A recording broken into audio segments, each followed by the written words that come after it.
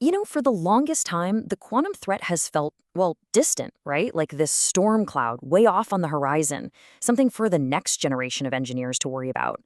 We all had this comfortable timeline in our heads, maybe 2035, even 2040. Well, that calendar just got ripped to shreds. So we really need to talk because the date you've got to have circled in red is no longer in the next decade. It's 2029. And honestly, this quote just nails it. This is the new reality. That abstract, kind of academic threat of a quantum computer that can break our crypto, it just became a very urgent, very operational problem. The buffer we thought we had is gone. The time for long-range, 10-year plans is officially over. The time for action is right now. So let's just put this in the starkest terms possible. On the left, that's the world we were all living in just a few months ago. Q-Day, the day a quantum computer shatters our encryption, was a comfortable 10, maybe 15 years out. And on the right, that's our new reality. That window has slammed shut to just 5 years. And look, this isn't just some wild speculation. This is the new consensus, and it's being forced by some major breakthroughs and the reactions of the biggest players on the internet. Okay, so let's get into the shockwave itself, because this wasn't some gradual shift. It was a sudden, seismic event, and it was triggered by two of the companies that basically run the internet's plumbing. They saw new data, they understood the terrifying implications, and they immediately tore up their own multi-year roadmaps. This right here was the inciting incident. Cloudflare, a company that handles a massive chunk of all web traffic, publicly yanked its deadline forward. And their new plan? It's incredibly aggressive. They're already deploying hybrid key exchange using ML-KEM today. By mid-2026, they're planning to have post-quantum signatures with ML-DSA rolled out. And by 2027, they're moving on to advanced stuff like Merkle Tree Certificates. They were crystal clear. This was a direct response to new research that just radically compressed the time it'll take to break the algorithms that protect, well, literally everything. So the big question is, what on earth was in that research? Right. So how did we get here? It really all comes down to the technical core of the story. The fundamental assumptions that gave us a decade of breathing room, they've been completely invalidated. The estimates for what it would take to break our current encryption didn't just get a little smaller, they basically fell off a cliff. For years, this was the number, 20 million. Everyone relied on it. It came from a landmark 2021 paper by Gidney-Ekera, and it estimated you'd need about 20 million physical qubits to break standard RSA 2048 encryption in about a day. Now think about that.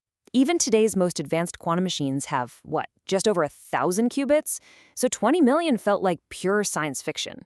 It was this big, comfortable moat around us, and it let a lot of the industry just kind of kick the can down the road.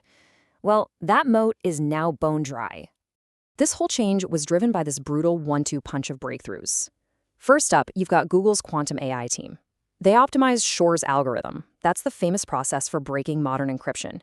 Their work just slashed the resources needed to crack something called ECDSA, which protects things like cryptocurrency wallets by a factor of 20. That's huge. Then, researchers from Caltech and a startup, Oratomic, they tackled a completely different problem: errors. Quantum computers are super unstable.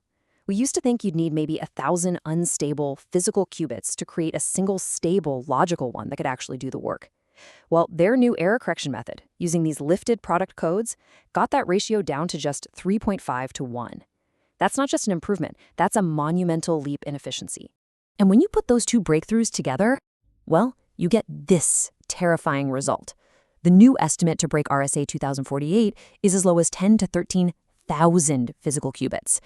Suddenly, that number is no longer a science moonshot decades away. This is now an engineering scaling problem, and scaling is something that well-funded, highly motivated teams are incredibly good at. Okay, so the science changed, but what forced huge companies to change their roadmaps so fast? It wasn't just a couple of research papers. It was a perfect storm of technical, commercial, and regulatory pressures all hitting at the exact same moment. Let's break these down. First, you've got harvest now, decrypt later. This is the scary reality that adversaries are already recording our encrypted data. They're storing petabytes of it, just waiting for a powerful enough quantum computer to crack it all open in 2029. So any data with a long shelf life, think government secrets, IP, financial records, is already at risk. Second, Google. Look, when Google sets a deadline for Chrome and Android, the entire web has to follow.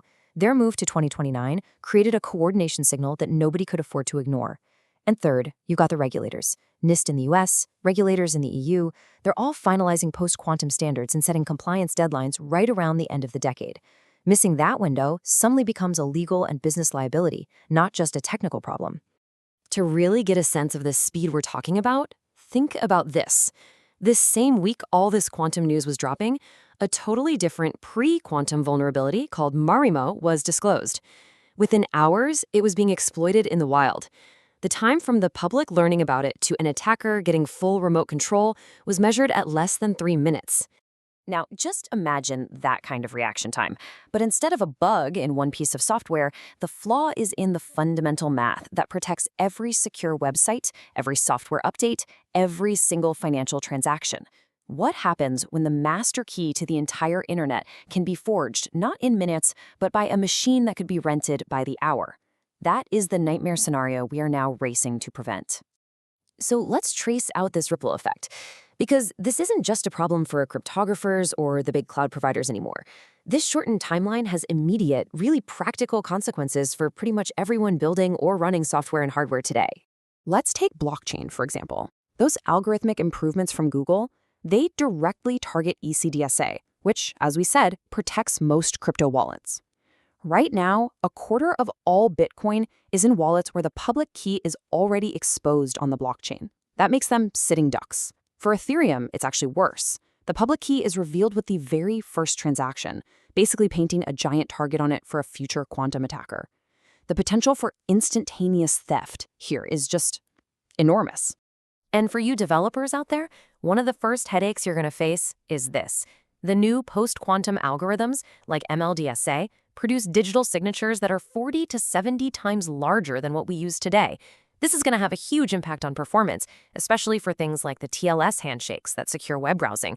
I mean, imagine the extra latency on a slow mobile network or the performance hit on a tiny IoT device. This is a real-world engineering problem we now have to solve. And the fallout just keeps spreading. Let's talk about hardware security modules, or HSMs. These are the specialized tamper-proof boxes that banks and big companies use to protect their most critical keys.